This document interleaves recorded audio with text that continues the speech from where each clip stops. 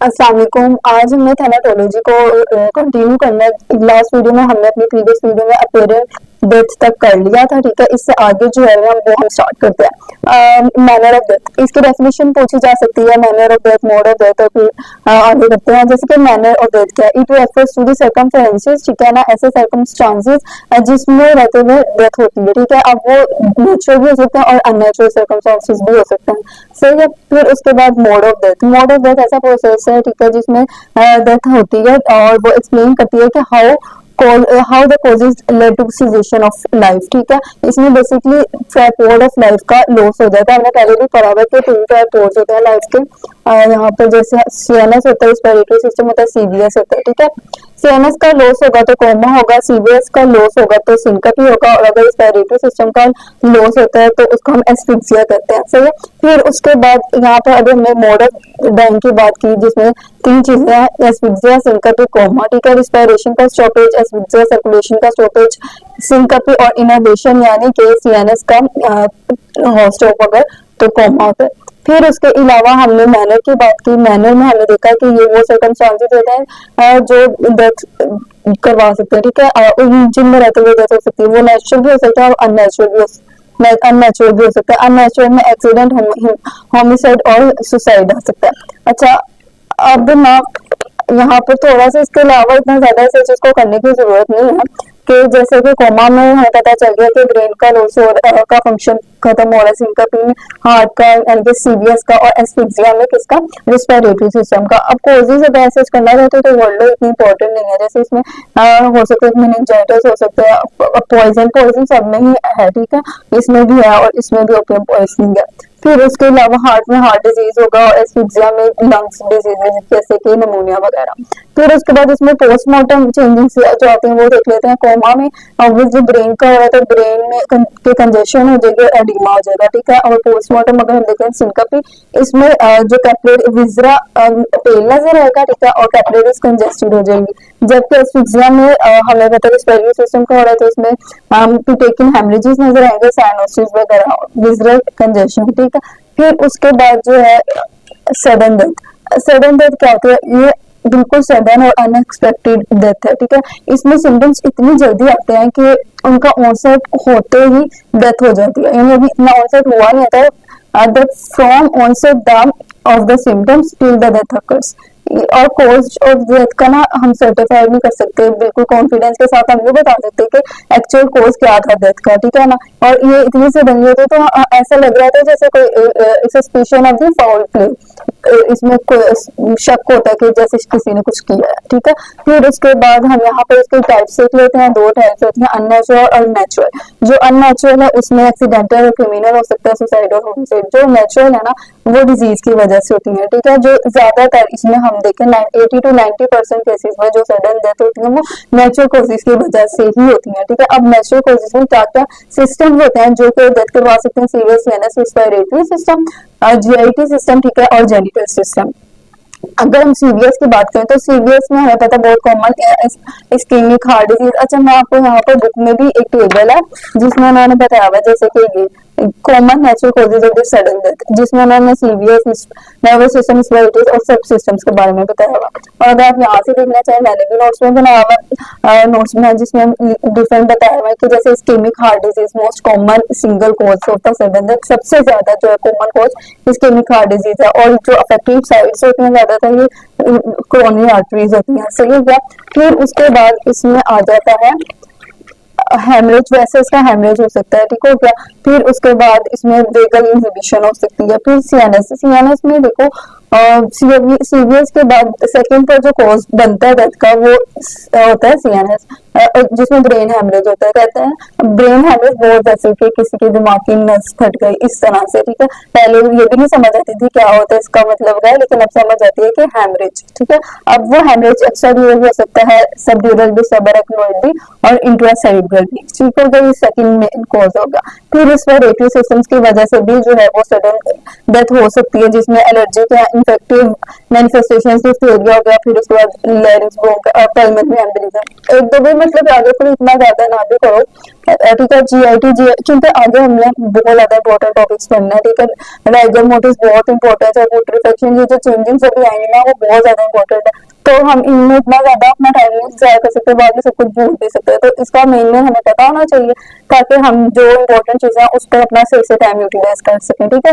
अब जीआईटी में भी जो है ना गैस्ट्रिक अल्सर वगैरह का हैमरेज और स्टमक या कोलोन फर्मिनेटिंग वायरल हेपेटाइटिस। अगर जेनिटल का देखो तो मेल्स में टेस्टिस को ट्रॉमा हो सकता है, और फीमेल्स में जो है ना एक्सोयूट्राइन गेस्टेशन का रप्चर हो सकता है, ओवेरियन सिस्ट वगैरह, ठीक है। Topic pregnancy. अब अननेचुरल वो हमने देख लिया, एक्सीडेंटल होमिसाइडल और सुसाइडल पॉइजनिंग। जो एक्सीडेंटल है उसमें कोई आरटीआई की वजह से हेड इंजरीज हो सकते हैं, होमिसाइडल में कोई ट्रॉमेटिक इंजरीज हो सकते हैं, ठीक है, जैसे स्टैब और लेसेरेटेड या इंसाइज या फायरआर्म वगैरह। सुसाइडल में भी हेड इंजरीज क्योंकि सुसाइडल में हेड इंजरीज फायरआर्म इंजरीज की वजह से, जैसे कि गन शॉट अगर आप इंसान अपने आप को मारने के लिए वो गन यूज करते हैं ना, फायरआर्म। अच्छा, पॉइजनिंग में ओपियम या अल्कोहल। अब यहाँ पे एक माइंड बना हुआ है, मतलब एक दफा आपने समझ लिया तो नेक्स्ट टाइम आप उसको इधर से ही कर लो, सही है। इसमें जैसे कि नेचुरल और अननेचुरल का बता दिया, फिर उसके बाद ये जो अननेचुरल है नेचुरल है, नेचुरल में सारे एक ही दफा में लिख दिए, जैसे कि इस्केमिक हार्ट डिजीज, हेमरेज और वेगन इनहिबिशन सीएनएस में बता दिया। अब यहाँ पे ये कर लो कि 80 to 90% जो कॉज है नेचुरल का वो ये है, और सेकंड नंबर पर सीएनएस है, 70% अभी पीछे पड़ा था। अब इसमें है सीएनएस में क्या है कि ये हेमरेजेस सेब्यूरल वगैरह, और रेस्पिरेटरी सिस्टम में जो है वो हमने पल्मोनरी एम्बोलिज्म याद रख लिया। जीआईटी में वो अब यहाँ पे हेमरेज, ब्रेन का भी हेमरेज है, यहाँ पे गैस्ट्रिक और ड्यूडेनल अल्सर का हेमरेज कर लो, और यहाँ पर मेल से टेस्टिस और फीमेल से जो है ना एक्टोपिक प्रेगनेंसी और ओवेरियन सिस्ट, टेस्टिस और सिस्ट ओवेरियन सिस्ट कर देते हैं जेनिटल में। अननेचुरल का तो हमने देख लिया। अब उसके बाद डेथ सर्टिफिकेशन में ना ऐसे कुछ चीजें इंपॉर्टेंट है कि जैसे उसका फॉर्मेट क्या होता है, ठीक है, और फिर उसके अलावा इसमें अब हो सकता है कि ओएसपी वगैरह में कोई ऐसा सिनेरियो आपको दिया जाए जिसमें उससे आपको कहा जाए कि इसको कैसे आप डेथ सर्टिफिकेट बनाते हो। अब यहाँ पर भी हमारे बुक में भी कुछ बताया, एग्जाम्पल्स बहुत ज्यादा दूंगा, पहले हम इसका ये फॉर्मेट भी समझ लेंगे, लेकिन ना इससे पहले आप ये देखते हो कि डेथ सर्टिफिकेशन में ना माइनर हिस्ट्री इंडस्ट्री में हम इसको ना एक नजर देखिएगा, कोई याद बताएंगे ना समझने के लिए, ठीक है। अब इसमें असल में क्या था कि 1816 से पहले फिजिशियंस को ना ट्रस्ट था कि वो अपनी एबिलिटी पे वो डेथ को डायग्नोज कर सकते हैं, तो इस चीज का डर रहता था कि हाँ किसी जिंदा इंसान को ही ना कब्र में उतार दे, ठीक है। अच्छा, उसके लिए पहले ना क्या वो मतलब ऑब्वियसली डिफरेंट तरीके यूज किए जाते होंगे ना कि इस चीज को कंफर्म करने के लिए कि डेथ हुई है कि नहीं। तो एंशियंट रोम में क्या होता था कि पहले डिजीज पर्सन इनको जो फोर्थ हो चुका है, मर चुका है, उसका ना 3 दफा ऊंचे बाद में नाम लिया जाता है, ठीक है। फिर उसके बाद अगर रिस्पॉन्स नहीं आया तो फिंगर को एम्प्यूटेट कर दिया जाता है, यानी काट दिया जाता था। फिर अगर ब्लीडिंग नहीं होती थी तो इस चीज को क्लियर कर दिया जाता था कि डेथ हो गई है। फिर उसके बाद फ्रेंच फिजिशियन उनका क्या था कि वो निपल के लिए क्लैम्प कर देते थे, ठीक है। अब उसके इस चीज को अगर रिस्पॉन्स नहीं आता था तो वो कह देते थे कि डेथ हो गई है। फिर उस वक्त 14th सेंचुरी में क्या हुआ कि एक ड्यूक ऑफ दी लैंकेस्टर से उन्होंने एक इंस्ट्रक्शन छोड़ी कि डेड बॉडी को अपने कमरे में ना 40 दिन के लिए रख दो, ठीक है। अगर डॉक्टर्स कहते थे कि ना अगर वो मतलब 40 दिन तक मरा ही रहा ना तो फिर उसका मतलब कि वो मर गया तो उसको दफना दो, ठीक है। अब 1790 में आए मैजिक वर्ड्स, यानी मैजिक वर्ड्स का क्या मतलब है कि ना ये मैजिक वर्ड्स ना लिखे जाते थे मिरर्स के ऊपर, ठीक है, जो इनविजिबल इंक से जो नजर नहीं आते थे। अब वो ऐसा होता था कि जैसे वो जो बॉक्स है जिसके अंदर डेड बॉडी पड़ी है, अब उसका ऊपर वाला जो कवर है उस पर मिरर था, ठीक है। अब मिरर के ऊपर कुछ इनविजिबल वर्ड्स होते हैं नजर नहीं आते। अब उसके अंदर है डिकम्पोज बॉडी ना हाइड्रोजन सल्फाइड को यूज करती है, जिसकी वजह से वो विजिबल हो जाती है, विजिबल होकर सिल्वर सल्फाइड बनती है। अब पेटेंट कफन टू अलर्ट, अब यहाँ पर ना 1897 क्या हुआ कि अगर तो मिसडायग्नोज हुई थी और आपने पर्सन को कफन में मतलब उसको जो डिसीज पर्सन आपने प्रेज्यूम किया था कि मर गया, उसको आपने जो है वो एक मतलब एक गहरा खोदा उसके अंदर उसको दफना दिया। तो अब हम क्या करेंगे, उसके साथ ना एक एक जो है ना डिवाइस होगा। अब जैसे अगर वो इंसान जिंदा और ऊपर एक फ्लैग होगा, ठीक है ना, और अगर वो इंसान जिंदा हुआ तो उसमें से डिवाइस में से लाइट चला फिर हो जाएगी, और जो रिंग है वो बेल करेगी, ठीक है, इससे पता चल जाएगा। ऐसे उन्होंने कहा कि अगर कोई disease awoke from the sleep beneath the ground, ठीक है, फिर वो डिवाइस जो है वो डिवाइस जो लगाई गई थी अंदर उसके, तो वो क्या होगी, उसमें लाइट चलेगी और एक फ्लैग रेज हो जाएगा, मतलब फ्लैग रेज हो जाएगा उस टाइम पर, और एक और जो है ना वो मतलब ऐसा सब कुछ था ये डेथ सर्टिफिकेट, मतलब कि कुछ स्टेथोस्कोप के इन्वेंशन से पहले, ठीक है। अब 1816 में जब स्टेथोस्कोप आ गया, ठीक है, फिर उसके बाद फिजिशियंस जो है ना, अब उनको ट्रस्ट होता है अपनी एबिलिटी पे, तो वो डेथ को डायग्नोज कर सकते हैं। कुछ चैलेंज हो गया तो इस तरह से हम ना करते हैं अपने फॉर्मेट की तरह, मतलब डेथ सर्टिफिकेट असल है क्या और उसका क्या फॉर्म होता है। अब जो है ना डेथ सर्टिफिकेट, ये डेथ की सर्टिफिकेशन है जिसमें डिटर्मिनेशन और डायग्नोसिस होता है, this is the job of a doctor. अच्छा, death certification it is a legal document and has both load of the importance and should be prepared carefully. यानी इसकी बहुत इंपॉर्टेंस है। आज आपको पता होगा कि मतलब हर मतलब वो पर्सन जिस दुनिया से चला जाता है उसके इर्द गिर्द मतलब होते हैं फैमिली वगैरह जो भी उसके रिलेटिव, उसका डेथ सर्टिफिकेट बनवाते हैं। अच्छा, इसके बहुत ज्यादा इंपॉर्टेंस है, ये लीगल डॉक्यूमेंट है। अच्छा, अब ये नॉर्मल रूटीन है वो हॉस्पिटल्स के, हम ना क्या करते हैं कि कॉलम ऑफ डेथ में लिख देते हैं कि कार्डियोपल्मोनरी अरेस्ट है, लेकिन ऐसे ये एक मोड है, ठीक है, कॉज नहीं है डेथ का। अब इसका क्या एक प्रॉपर फॉर्मेट होता है ये समझना पहले बहुत जरूरी है, फिर हम जो है ना उसको एग्जैक्ट बता सकते हैं कि कॉज क्या था। अब इसमें दो सेक्शन होते हैं, ठीक है। एक सेक्शन होता है जिसमें आपने क्या करना होता है कि 1A 1B और 1C। 1A इसमें ना जैसे इमीडिएट और डायरेक्ट कोर्स क्या था जिसकी वजह से डेथ हुई थी, ठीक है, इमीडिएट और डायरेक्ट कोर्स। और दूसरा 1B में आता है कि उसके बाद आते हैं एंटीफेरियल कोजेस में उनके मोर्बिड कोई कंडीशन जिसकी वजह से डायरेक्ट कोर्स हुई थी, और फिर उसके बाद आएगा यानी कोई ऐसी कंडीशन जिसकी वजह से इमीडिएट कोर्स बनी, और उससे पहले अगर कोई अंडरलाइन कंडीशन थी तो उसके रिजल्ट में हम ना इसको एग्जाम्पल से जब करेंगे ना तो बहुत अच्छे से क्लियर हो जाएगा।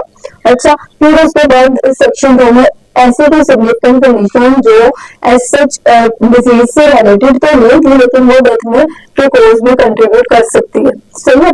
कोज of the death does not mean the मौत, ठीक है। अब हम इसके कुछ एग्जांपल से इसको करते हैं।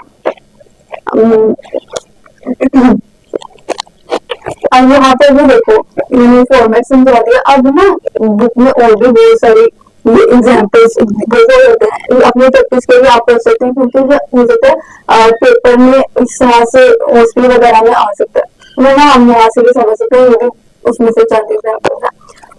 यहाँ पर देखो कि एक पर्सन पेशेंट है, उसको पेरिटोनाइटिस हुआ, ठीक है, किस वजह से हुआ पेरिटोनाइटिस, उसको हुआ ड्यूडेनल अल्सर की परफोरेशन की वजह से। अब फर्स्ट में जो 2 दिन पहले उसको जो है ये सारी चीजें ना चार्ट में लिखा होगा आपके सिनेरियो में कि कितने दिन पहले किसको क्या हुआ था, वरना अगर नहीं लिखा है तो आप ये चीजें लिख दोगे, अगर टाइम लिखा है तो टाइम साथ लिख देना। अब 1 क्या है कि पेरिटोनाइटिस ये इमीडिएट कोज है जो डेथ की वजह बनी, और वो पेरिटोनाइटिस किस वजह से हुआ, ड्यूडेनम की परफोरेशन की वजह से, और ड्यूडेनम की परफोरेशन किस वजह से थी, ड्यूडेनल अल्सर की वजह से। तो ये सारी चीजें आ गई। अब यहाँ पर कोई ऐसी कंडीशन नहीं थी जो कि डेथ कोज करवाए या डिजीज से रिलेटेड तो नहीं थी और डेथ कोज करवा सकती थी, लेकिन वो हमारे पास है नहीं। तो इस जैसे डायबिटीज रिलेटेड हाइपरटेंशन वगैरह होता है ना, तो यहाँ पर नहीं है तो हम उसको नहीं लिखेंगे। अब एग्जाम्पल नंबर 2, इसमें देखो कि चाइल्ड है जो टॉक्सिमिया से डाय किया, ठीक है, और in attack of the diphtheria, तो इसमें क्या हुआ कि उसकी डेथ टॉक्सिमिया की वजह से हुई और डिप्थीरिया जो है उससे पहले उसको हुआ था। फिर उसके बाद चाइल्ड डायबिटीज उसको हुए थे और उसके डेथ की वजह से भी निमोनिया की वजह से, ये यानी कि कॉम्प्लिकेशंस है ना इसकी मेजर्स की, तो उस वजह से निमोनिया वन मेजर कोज है और मेजर्स पहले की वजह होती है, तो ये उसका एंटीसीडेंट कोड मोर्बिड कंडीशन आ गई। फिर उसके बाद आ जाएगा एल्डरली मैन, ठीक है ना, अब यहाँ पर उसको हाइपोस्टैटिक निमोनिया हुआ आफ्टर बेड रिडन अब बेड रिडन के बाद जो फ्रैक्चर थी फीमर नेक की फ्रैक्चर हुई थी, और वो किस वजह से हुई थी, वो गिरा था, अब यहाँ पर देखो पहले हाइपोस्टैटिक निमोनिया हुआ। अब वो निमोनिया इसको किस वजह से हुआ कि जब फीमेल नेक की फ्रैक्चर हुई और वो किस वजह से हुआ कि वो गिरा था। अब उसके बाद ऐसी कंडीशन जिसमें अंडरलाइन कोज जो है ना वो प्रेजेंट हुआ, यानी कि कोई कोमोर्बिड कंडीशन, जैसे कि अगर आप ये देखो कोमोर्बिड कंडीशन यानी कि देख लेते हैं एग्जाम्पल्स में, जैसे कि डायबिटिक पेशेंट है, ठीक है, जो कि इंसुलिन कंट्रोल उसकी काफी सालों से उसको डायबिटीज थी, ठीक है। अब उसने किस वजह से उसकी डेथ हुई है, डिजेनरेटिव हार्ट डिजीज की वजह से डेथ हुई है। तो अब यहाँ पर डायबिटीज उसका सेकंड पर आ गया और एमआई पहले आ गया। तो उन्होंने कहा depend upon the factor outcome by one of the other both बस, ठीक है। फिर उसके बाद समझ आ गया ना, ऐसे ही है, समझ आ गई। और इससे नेक्स्ट वीडियो में हम आगे से पढ़ेंगे। ओके, आपके लिए अपना बहुत ख्याल रखिएगा। अल्लाह हाफिज।